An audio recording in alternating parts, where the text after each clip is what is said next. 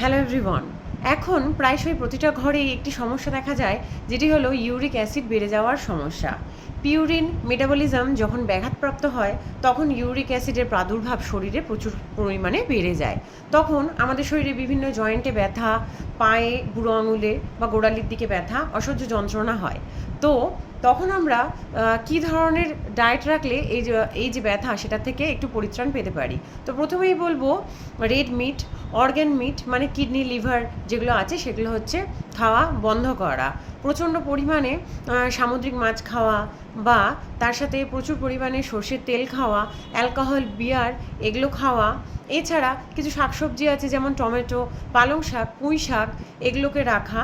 আর চিংড়ি মাছ এগুলোকে রাখলে ইউরিক অ্যাসিডের পরিমাণ ধীরে ধীরে বাড়ে।